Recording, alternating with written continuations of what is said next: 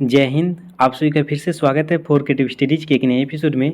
जैसे कि अभी हम लोग 17th बीपीएससी के मेंस के लिए जो इंपॉर्टेंट टॉपिक्स है उनको हम लोग कवर कर रहे हैं, उनको हम लोग एक सीरीज के माध्यम से कवर करने की कोशिश कर रहे हैं जो काफ़ी ज़्यादा इंपॉर्टेंट है और संभावित प्रश्न है वैसे वैसे सवालों को लेकर आए हुए हैं, है ना। ये सीरीज काफ़ी इंपॉर्टेंट है। जैसे कि कल के सेशन में काफ़ी इंपॉर्टेंट क्वेश्चन था, उनमें से बहुत सारे ने ग्रुप में अपना आंसर राइटिंग करके पोस्ट भी किया था, है ना।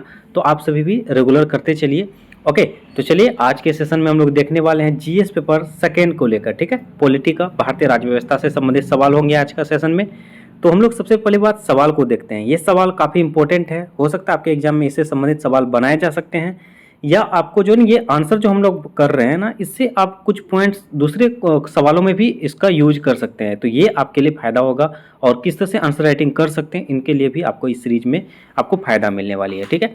तो चलिए सबसे पहली बात, क्वेश्चंस क्या है। क्वेश्चंस क्या कहा जाता है, प्रासंगिक संवैधानिक, देखिए प्रासंगिक संवैधानिक प्रावधानों और निर्णय विधियों की सहायता से लैंगिक न्याय के संवैधानिक परिप्रेक्ष्य की व्याख्या कीजिए। देखिए सबसे पहली बात इस क्वेश्चन में कीवर्ड क्या है ना। ये कीवर्ड क्या है, सबसे पहली बात इसमें हम लोग को फोकस किस पे करना है। ये तो प्रासंगिक संविधान के प्रावधान है, लेकिन किन पे फोकस करना है, पूरा का पूरा प्रावधान लिखना है क्या? नहीं, बिल्कुल भी नहीं। और ये निर्णय विधि जो है ये किनके बारे में लिखना है, हम लोग को लिखना किनके बारे में, ये लैंगिक न्याय के बारे में।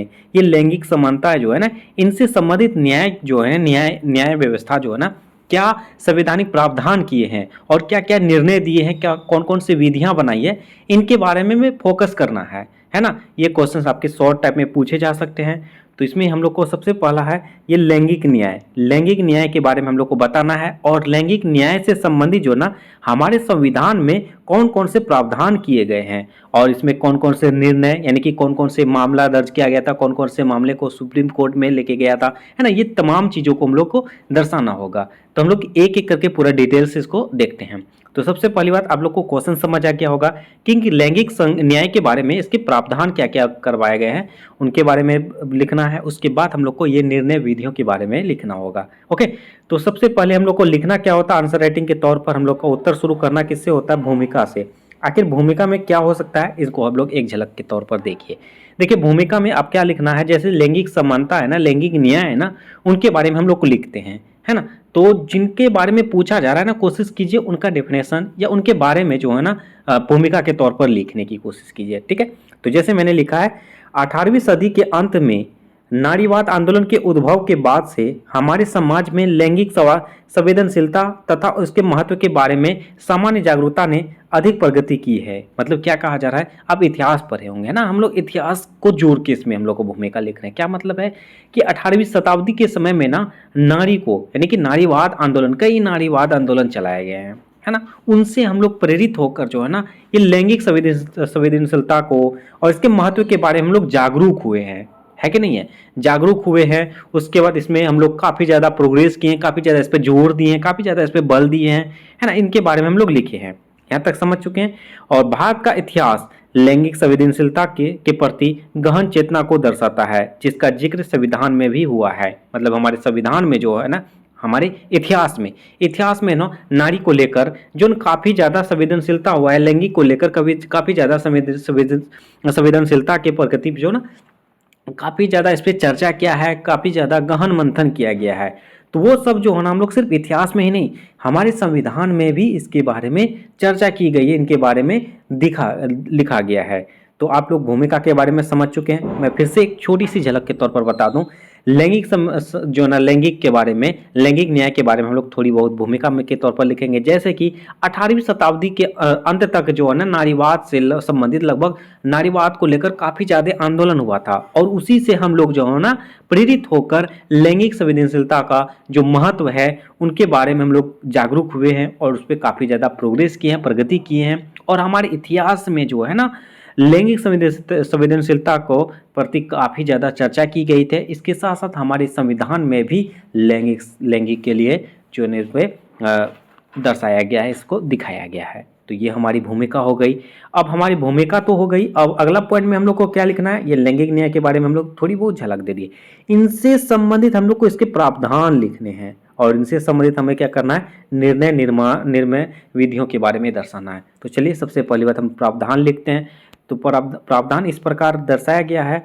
देखिए संवैधानिक प्रावधान है ना, इससे संबंधित संवैधानिक प्रावधान में देखिए अनुच्छेद 14 अनुच्छेद 14 में क्या कहा जाता है, नागरिकों को कानून के समक्ष समान दर्जे का मान्यता, मतलब कि कोई नागरिक, नागरिक बोले तो कोई भी नागरिक हो सकता है, चाहे आपका मेल हो या फीमेल हो, है ना।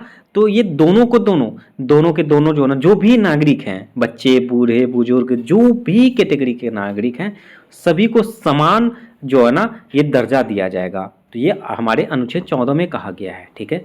और अनुच्छेद 15 में क्या कहा गया है, लिंग को लेकर ये सहित विभिन्न आधारों पर भेदभाव पर रोक लगाता है। इसमें जो है ना महिला पुरुष किसी को लेकर जो है इसमें भेदभाव नहीं किया जाएगा, किसी भी प्रकार का इसमें रोक टोक नहीं किया जाएगा, ठीक है। तो ये हमारे अनुच्छेद 15 में कहा गया है। उसी प्रकार अनुच्छेद 16 से यह स्पष्ट होता है कि, देखिए आप ये लाइन यहाँ लिख सकते हैं, अनुच्छेद 16 से यह स्पष्ट होता है कि रोजगार के मामलों में नागरिकों को समान अवसर प्रदान करता है। रोजगार के क्षेत्रों में भी जो है ना, इसमें ये नहीं देखा जाएगा कि आप महिला हैं या पुरुष हैं, इनमें समान अवसर दिए जाएंगे। ओके, तो ये बातें इस पे हैं।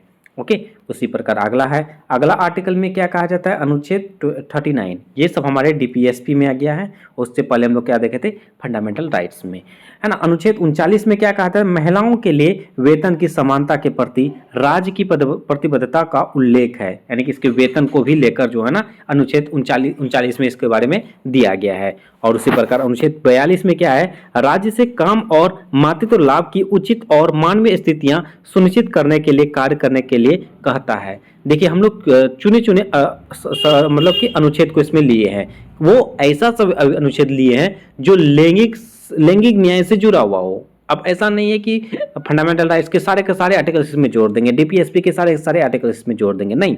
जो इंपॉर्टेंट है, जो उनसे संबंधित हैं, उन्हीं प्रावधानों को हम लोग लेके आए हैं।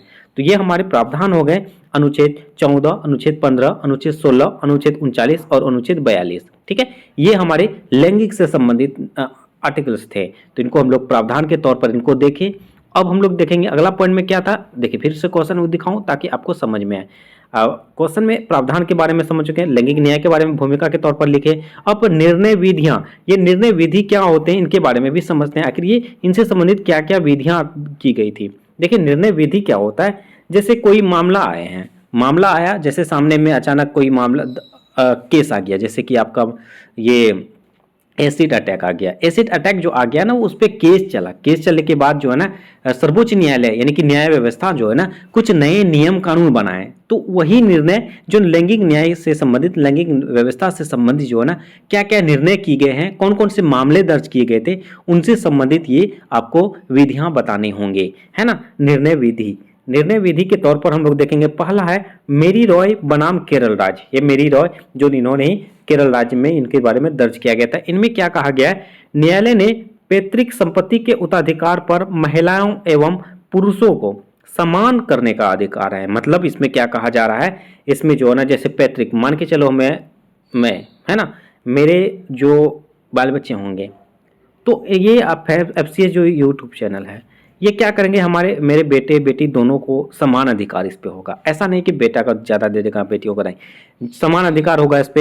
है ना। तो उसी प्रकार इसमें पैतृक अधिकार जो है, संपत्ति के अधिकार जो माता पिता दादा परदादे के हैं, और दादा के हैं, आपके दादा के हैं, तो आपके पापा को होंगे, पापा चाचा बड़े पापा जो भी होंगे आपके परिवार में, उसके बाद आप लोग के होंगे। सभी के ये जो ना महिला हो या पुरुष हो, इसका समान अधिकार होगा, ठीक है। चलिए अगला पॉइंट। ओके, देखिए यहाँ पे भी है समान अधिकार सुनिश्चित करना। तो ये हमारे हो गया मेरी रॉय बनाम केरल राज्य का बारे में ये मामला दर्ज किया गया था कि लैंगिक व्यवस्था को जो लाए हैं उनमें हम लोग को संपत्ति जो किन को मिल दिया जाएगा, है ना। तो ये बातें उस पर बताया गया है कि ये महिला और पुरुष दोनों को समान अधिकार दिया जाएगा। नेक्स्ट मामला है लता सिंह बनाम उत्तर प्रदेश राज्य। लता सिंह बनाम उत्तर प्रदेश राज्य में क्या कहा है, न्यायालय ने कहा कि लड़की को अपनी पसंद के व्यक्ति से शादी करने का पूरा अधिकार है।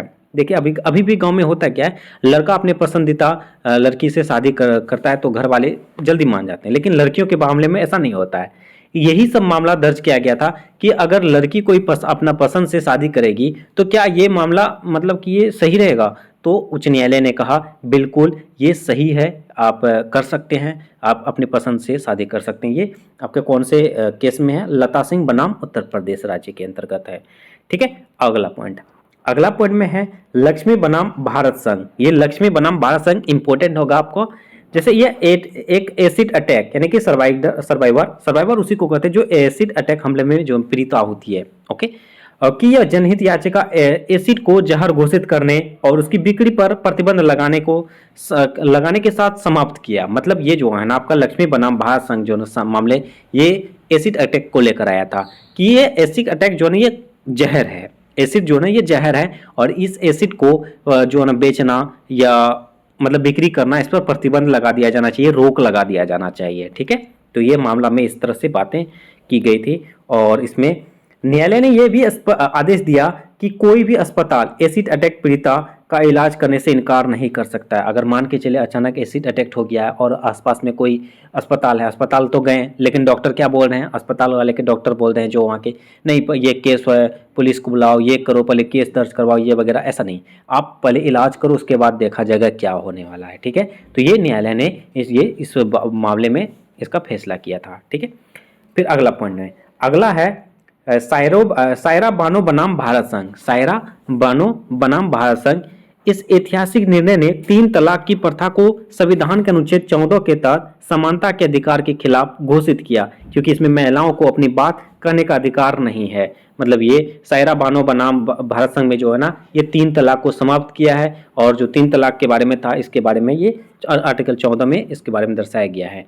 तो ये हमारे कुछ मामले थे, विधिक मामले है ना, निधि जो उसके बारे में लैंगिक न्याय के बारे में हमारे कुछ मामले तो उनके बारे में देख चुके हैं और न्यायिक मामले के जो प्रावधान क्या थे उनके बारे में देख चुके हैं, भूमिका के बारे में देख चुके हैं। मतलब इस प्रकार हम लोग देखे थे, क्वेश्चंस को पूरा का पूरा हम लोग लिख चुके हैं। अब हमारे अंतिम में आता है, अंतिम में क्या आएगा? निष्कर्ष। निष्कर्ष में हम लोग क्या लिख सकते हैं? जैसे भारतीय कानूनी एवं न्यायिक परिप्रेक्ष्य वह है जो समान अवसर के लिए लैंगिक परिदृश्य को समान करने तथा अपनी आबादी में लैंगिक न्याय सुनिश्चित करने को महत्व देता है। तो इस प्रकार हम लोग इसके बारे में चर्चा कर सकते हैं, है ना। तो हम लोग आज के सेशन में ये देखे हैं कि लैंगिक समानता के बारे में इसके क्या क्या प्रावधान किए गए थे और इसमें कौन कौन से विधि मामले दर्ज किए गए थे, है ना। ये सब चीज़ों को हम लोग देख चुके हैं और इस तरह से हमारे सेशन का जो है ना आज के आंसर राइटिंग का सेशन कंप्लीट होता है। तो इस तरह से, है ना, तो ये सेशन, आज का सेशन यहीं तक रहने देंगे। और एक निवेदन है, जो भी चैनल में पहली बार हैं और चैनल को सब्सक्राइब नहीं किए हैं तो प्लीज़ चैनल को सब्सक्राइब कर लीजिएगा और इसका टेलीग्राम चैनल पे जरूर ज्वाइन हो जाएगा। वहाँ पे इसका PDF मिल जाएगा, सारे क्लास के नोटिफिकेशन मिल जाते हैं, है ना। और अपने दोस्तों को भी शेयर कीजिएगा। चलिए हम लोग मिलेंगे नेक्स्ट सेशन में, तब तक के लिए थैंक यू और क्लास का रिव्यू जरूर दीजिएगा। ठीक है, चलिए हम लोग मिलेंगे नेक्स्ट सेशन में, तब तक के लिए थैंक यू। जय हिंद।